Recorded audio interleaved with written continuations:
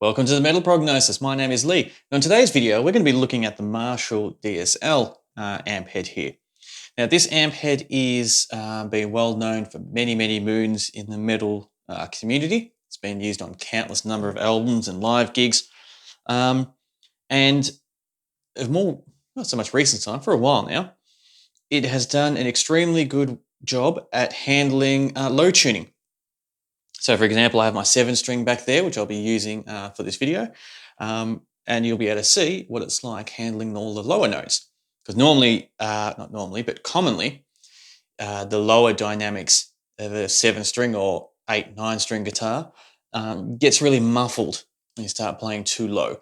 And Marshalls don't do a bad job at catering for it, which is good.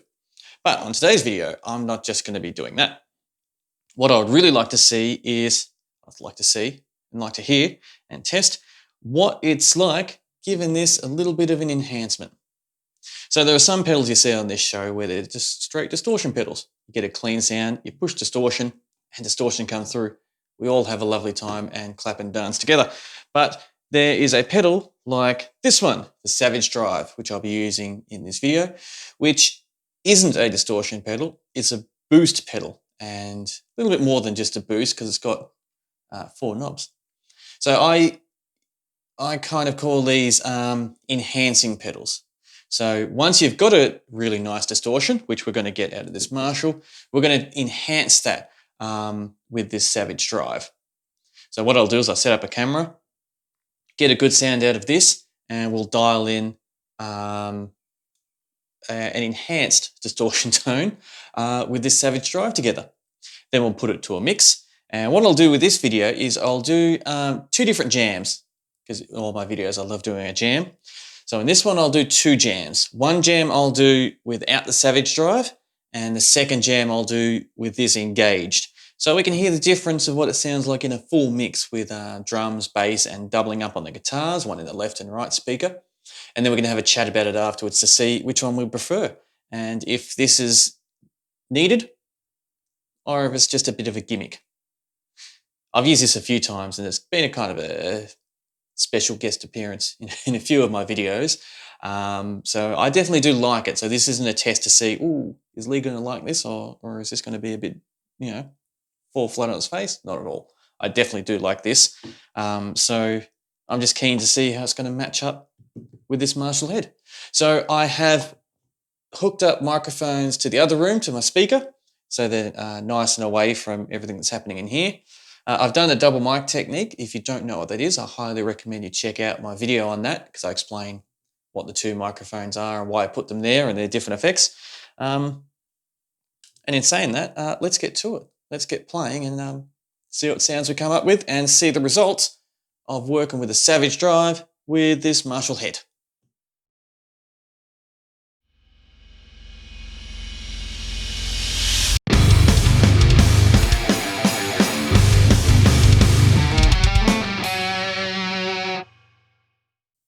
Okay, now we have everything set up, ready to go. Now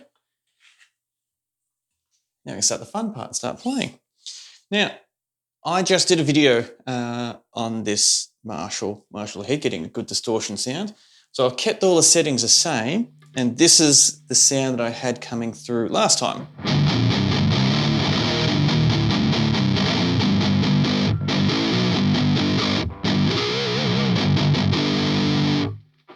So a good distortion sound. I'm going to give myself more volume because that sounds good.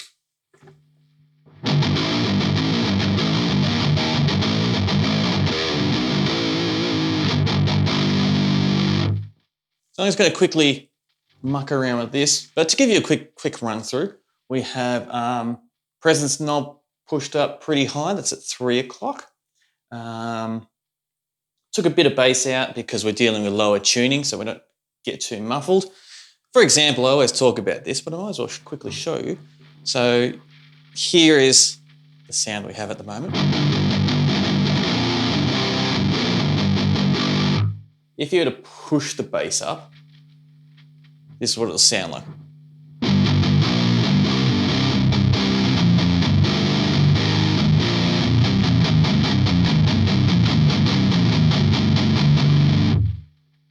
Go extreme.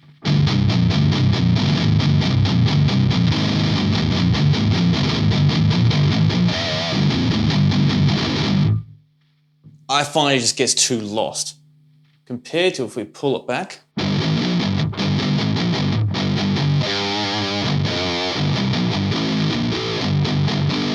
And you really hear that more of that bite come through with the notes, which is what I'm after. So yeah, pull back the bass a bit. The middle and the treble is pushed pretty high. We're using the ultra gain channel, which is kind of find a little bit bizarre because you got ultra gain and classic gain.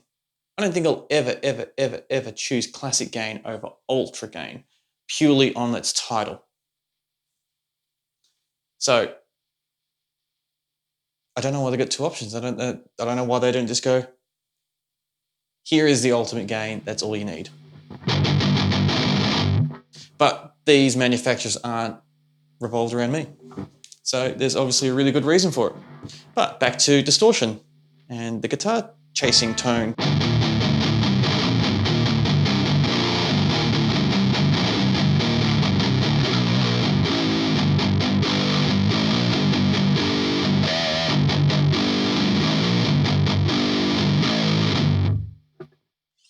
All right, so that's what we've got coming through the Marshall.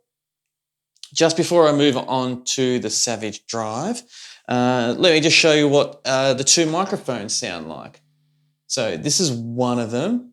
This is the E609.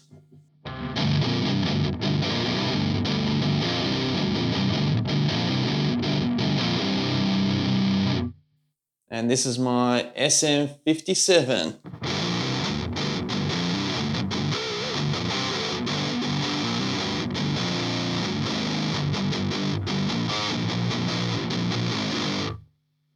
So I use my 57 for the more bite top-endy stuff, and I use my 609 for the lower dynamics. And this is both together.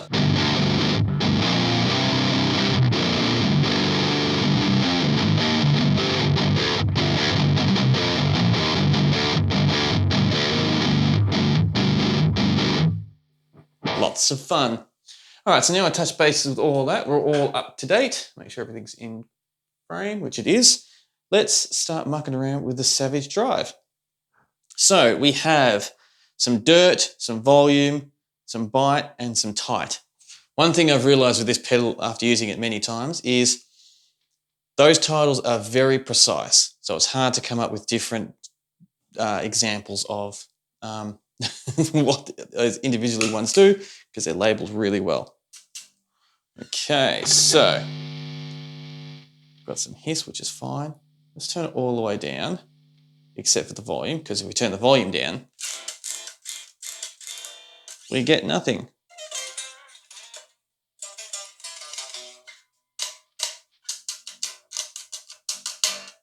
So we'll give it some volume.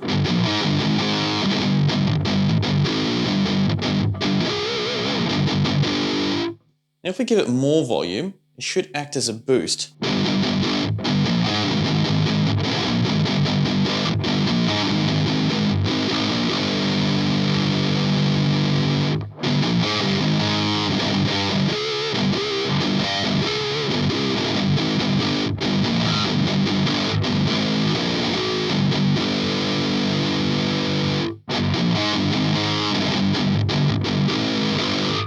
Yeah, a little bit, not too much.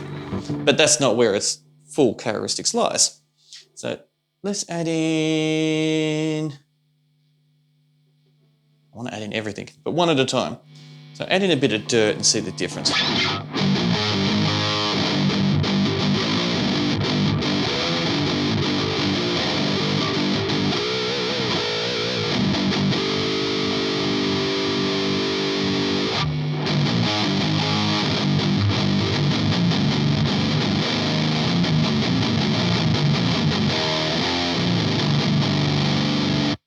That just becomes all muffled.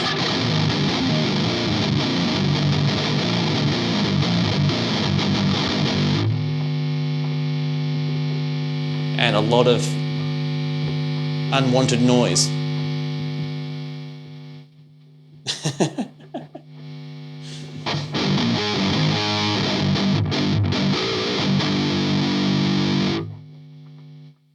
Let's add in some bite now.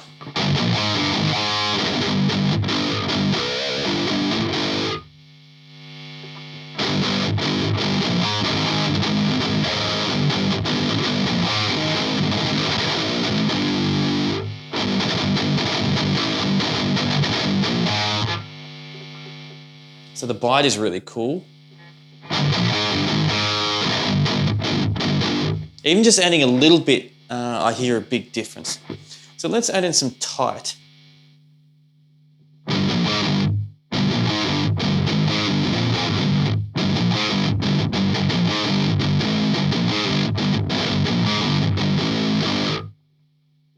Adding more tight.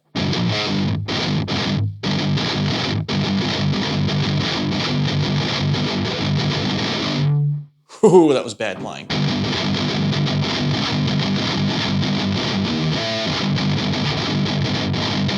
That was worse playing.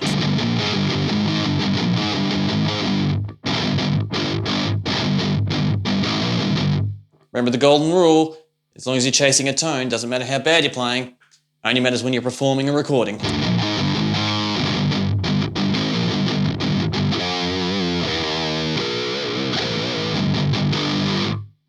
So that tightness really cleans up the sound, and it really brings, I feel like it brings the,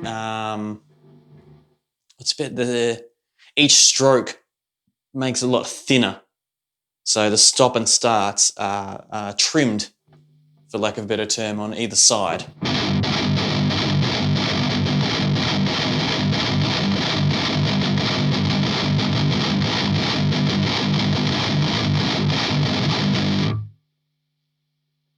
Compared to off.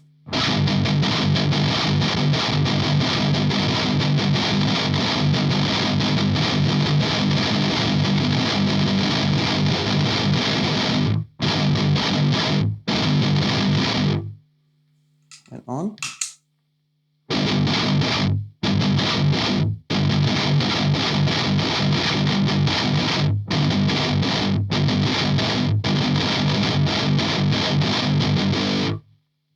So yeah, it definitely cleans it up nicely. So let's see if we can get a little bit more out of this. Add a bit more bite.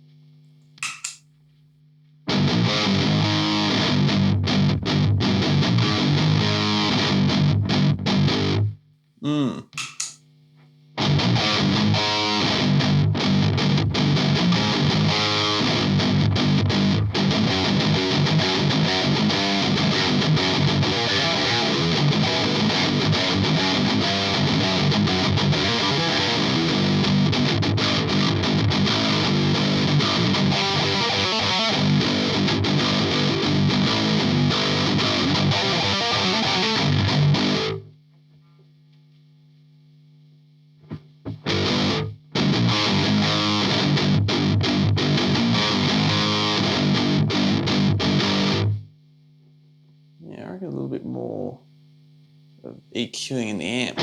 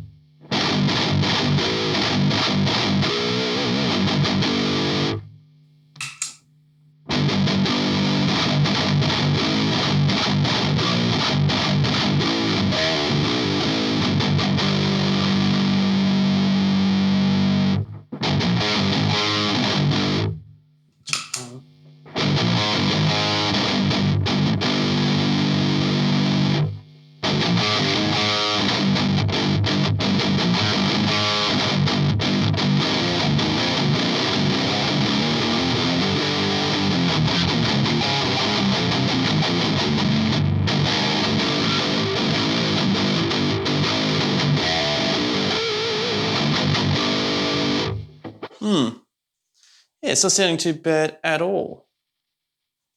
Just curious now.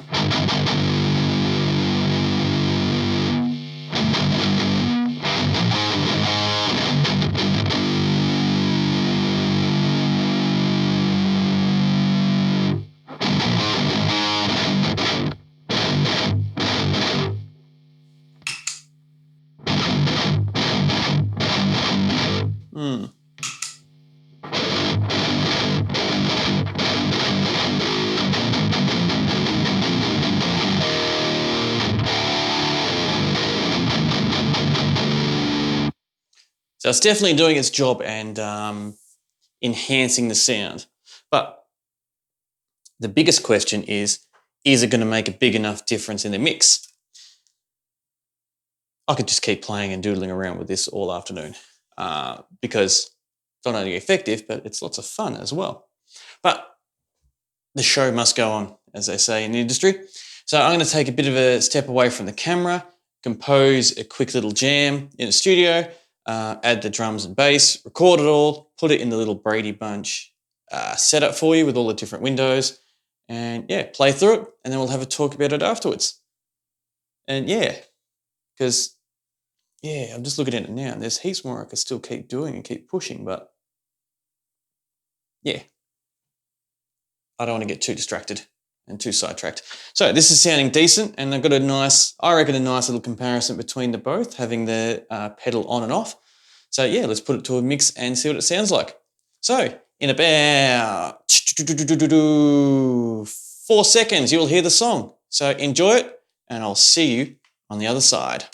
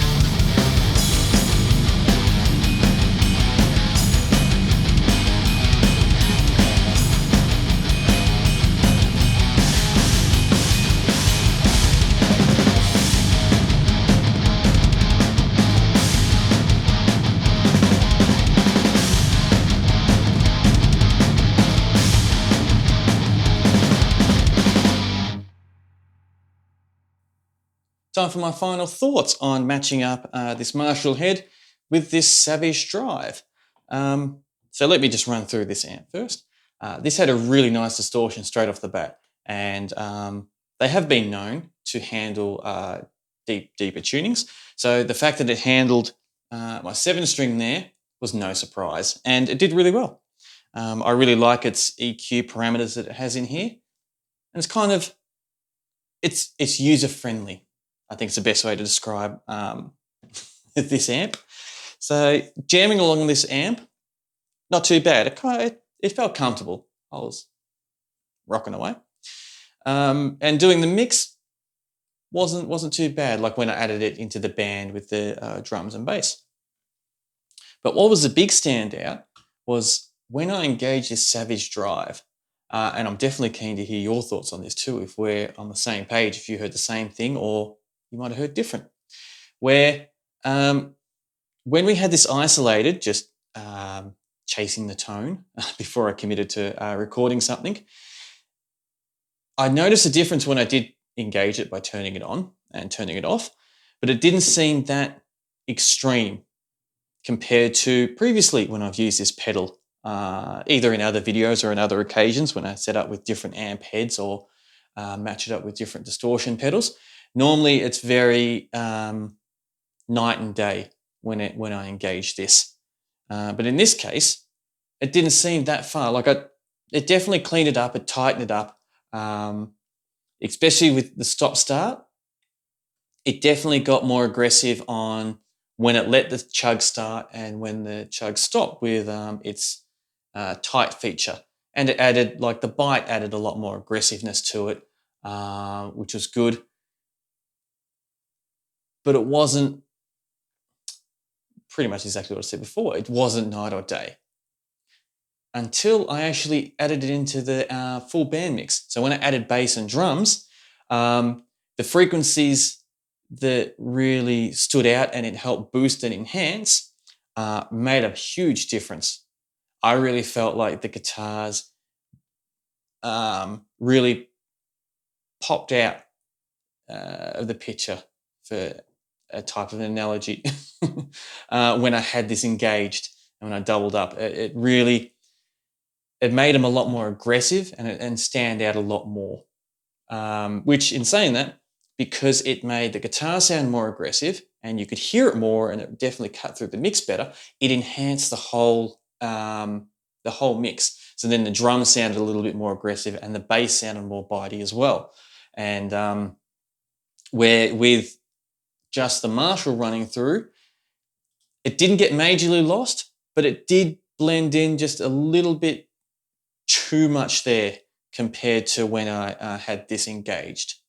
So personally, I was pleasantly surprised by that, because running through the setup, I was thinking while I was playing, I was like, yeah, I can hear the difference, but it's just not really popping like it has in the past, which means that's just nothing against this pedal, nothing against this amp, but that's just how they match up.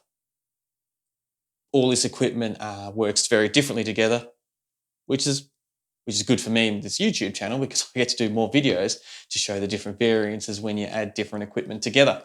So these two matching up definitely work, but not as night as day as what other ones are. So it was a pleasant surprise when I did the mix down and realised, wow, this does have a lot of punch to it when mixed all together. So I have a few questions for you, and hopefully you're happy to answer them. So firstly, how did you feel when I dialed in the sound just with the Marshall? And how did you feel when I was turning this on and off? And do you feel like it made much of a difference at all, or it was a little bit minor and not as exciting as I hype it up to be? And how did you feel in the mix? Did you feel like it bounced out a lot more with the jam that had this engaged compared to the one that wasn't? Or there wasn't enough of a difference to really matter? Which brings me to my next question. This has been a debate for many years, and it still is a current debate right now. And as equipment is getting better and getting more accessible, and there's more brands to pick from and some really cool stuff coming out, the conversation is still relevant, which is these enhancing pedals. So other than, when I say enhancing pedals, you have like modular type of pedals where there are distortion, flange effect, delays, chorus effects, all these other things where if you have a clean sound and you turn it on, it makes a huge difference to your clean sound. And it alters it from being clean to not clean, to whatever it is. Where these, which are enhancing pedals, you already need a good signal to start with. So I had to dial in a good distortion from here, firstly, before this could actually shine to what it does best. So with that short and quick explanation, hopefully I've kept it simple enough so you can understand. If not, definitely ask in the comments and I'll try again. But with enhanced pedals, do you feel they're necessary? And I'll elaborate on that by saying this is the argument, by trying to put it more into understanding terms. So a large amount of people say that if you're not getting the sound you want, it's the amplifier's fault. The amplifier should do everything that you need it to do. So if you're not getting the sound that you want, you need a different amplifier. Now, I'm not saying, or they're not saying, I should say, that you should be, they might say you need to spend a more expensive one, but for this argument, we're not going to talk about you need a more expensive one, maybe just a different one that's more suited to you. So maybe Marshall might not be your thing because it's a little bit too warm. You might need a different type of amplifier or a brand that introduces something a little bit more brighter. So when you are playing more aggressive metal, those tones can be more punchy and more bitey and more bladey for some descriptions to help you use to guide it. Or are you on the page of amplifiers do really good for what they do, but they can't take it that next step, which is where we need to add one of these, an enhancing pedal, to help it get to that next stage. And having different type of enhancing pedals is good because we get different ways to actually approach altering an already good sound and shaping it to how we want. Because this pedal here you can get cheap boosting and enhancing type of pedals. This one isn't too bad. I think it's a reasonable price, but still, are these necessary if you've already spent a large amount of money on an amp head? Now, this example for me, I'm borrowing this off a friend, so I didn't pay anything for this. But the question still stands. It's still relevant. Yeah, are these enhancing pedals needed, or are people just justifying their purchases because they, I don't know, feel like that this is enough or not? Don't know. So in saying that, I'll leave you those questions and I'll do my usual sign off because I think I've babbled on enough now. So whether this video is in the foreground or the background, I definitely appreciate your company and being a part of this conversation and any other ones I have in other videos I do. If you know anyone that are interested in these type of videos or could get something out of it, please show on my channel so we can really help this grow and they can be a part of the conversation as well. I'll also leave a link in the description of my Facebook page that I have for the metal Prognosis, where we can chat there too if you have any other ideas on videos I could do or you'd like to see, or just want to chat in general about whatever. I'm happy to chat with you there. So in saying that, I look forward to chatting to you next time. And until next time, please stay safe.